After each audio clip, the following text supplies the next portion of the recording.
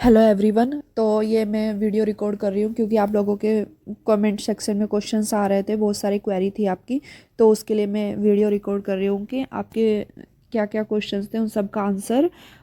Thank you so much और मुझे इतना प्यार देने के लिए और मुझसे कनेक्ट होने के लिए। जो भी आपको और भी आपकी जो भी क्वेरी होगी आप कमेंट सेक्शन में मुझे बता देना, मैं आपके लिए वीडियो डाल दूँगी अपने चैनल पर में। और अपनी लास्ट सिलेबस वीडियो में भी मैंने बताया कि एनसीईआरटी ही रीड करनी है आपको 11th-12th की बेसिकली। और आपका पशुधन प्रसार अधिकारी का सिलेबस केमिस्ट्री और बायोलॉजी ही है 11th-12th की, ठीक है।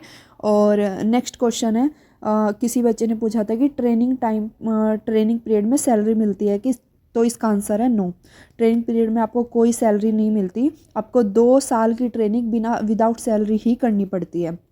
और मैंने अपनी फर्स्ट वीडियो में भी बताया था कि आपको 2 साल की ट्रेनिंग, 1 साल की आपको ऋषिकेश पशुलोक ट्रेनिंग सेंटर पर करनी पड़ेगी और 1 साल आपको फील्ड में आपकी ट्रेनिंग होगी और हॉस्पिटल्स में। और लेकिन ये है कि गवर्नमेंट आपको हॉस्टल जो प्रोवाइड करती है उसका कोई चार्ज नहीं होता है, ठीक है। तो ये आंसर क्लियर हो गया होगा आपका, जिस भी बच्चे का ये आंसर आया था। तो नेक्स्ट क्वेश्चन है, एक लड़की का क्वेश्चन आया था। नेक्स्ट एक लड़की का क्वेश्चन आया था कि मैंने 12th पीसीबी से करी है, और तो पीसीबी में आप बच्चा वन दरोगा का फॉर्म फिल कर सकते हैं ओनली, ठीक है। पीसीबी क्योंकि बायोलॉजी है आपके पास, ठीक है, साइंस का। लेकिन आपने जो ग्रेजुएशन बीबीए से की है तो इसमें आप अप्लाई नहीं कर सकते पशुधन प्रसार अधिकारी के लिए, क्योंकि मैंने आपको जो पीडीएफ अटैच करी थी नोटिफिकेशन में क्लियरली लिखा हुआ है कि आप या तो बायोलॉजी से मतलब बायोलॉजी से ग्रेजुएशन होनी चाहिए, केमिस्ट्री, बायोलॉजी और जूलॉजी में। नेक्स्ट आपकी एग्रीकल्चर में ग्रेजुएशन कंप्लीट होनी चाहिए। और नेक्स्ट है पशुपालन विभाग में कोई भी आपकी ग्रेजुएशन से कंप्लीट होनी चाहिए, ग्रेजुएशन कंप्लीट होनी चाहिए पशुपालन विभाग की कोई भी डिग्री में, ठीक है। तो ये आपका क्लियरली लिखा है। तो बच्चे आप पशुधन प्रसार अधिकारी के लिए ये फॉर्म फिल नहीं कर सकते, ओनली दरोगा के लिए अप्लाई कर सकते हैं, पीसीबी वाली, जिसने भी लड़की ने क्वेश्चंस किया था।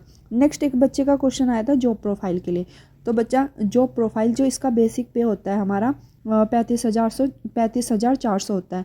फिर इसका लेवल 6 होता है और इसमें आपको जब सैलरी आती है तो 60,000 प्लस में आपकी सैलरी आएगी, ठीक है। और इसमें आपका अगर आप खुद से वर्क सीखते हो फील्ड में, जैसे आप फील्ड जॉब होगी तो फील्ड में अगर आप खुद से काम करते हो तो 20-30 हज़ार इनकम आप ऊपर की भी जनरेट कर सकते हो, जितनी आपकी कैपेसिटी और या जितनी आपकी स्किल्स है, क्योंकि फील्ड की जॉब है। तो आप जितना लोगों के यहाँ पर काम करोगे एनिमल्स की मतलब जितना आप पर काम आएगा तो जितना आप सीख सकते हो तो उतना आपके अकॉर्डिंग आप जनरेट कर सकते हो इनकम।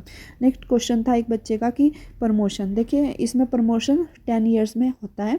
प्रमोशन पहले आप पशुधन प्रसार अधिकारी होते हैं तो फर्स्ट प्रमोशन में आपका जो प्रमोशन होता है वो क्षेत्र प्रसार अधिकारी में होता है, ठीक है। आप ब्लॉक के अधिकारी बनते हो। फिर जो सेकंड प्रमोशन जाता है आपका मुख्य प्रसार अधिकारी के लिए जाता है।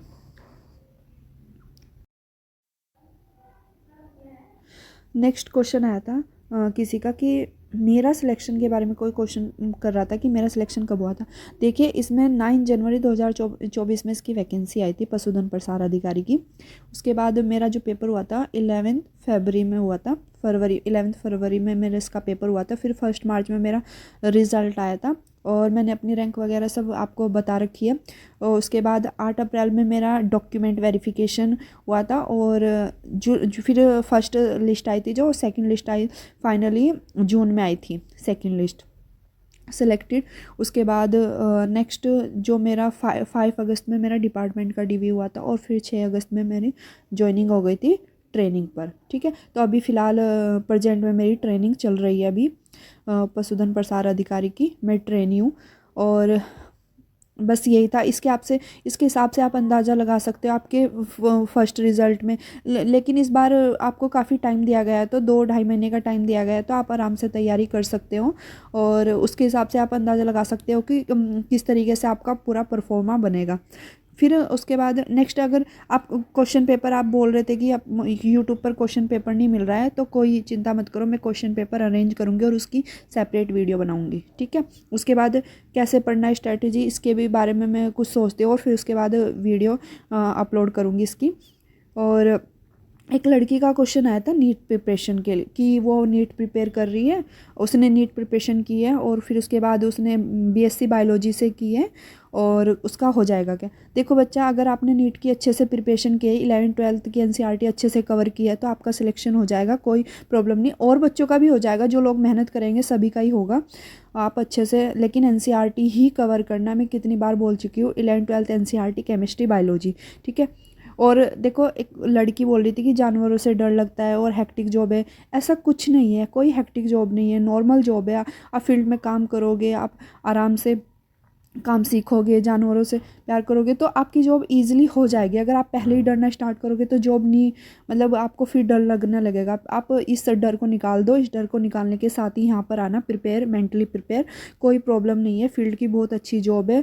और इसी के लिए अगर थैंक यू सो मच। और अगर आपके और भी क्वेरी होती है तो आप मुझे कमेंट सेक्शन में कमेंट कर सकते हो और मैं आपकी क्वेरी सॉल्व करूँगी। Thank you so much. मिलते हैं नेक्स्ट वीडियो। और मुझे सपोर्ट करिए और आपका बहुत बहुत प्यार देने के लिए बहुत बहुत धन्यवाद। Thank you.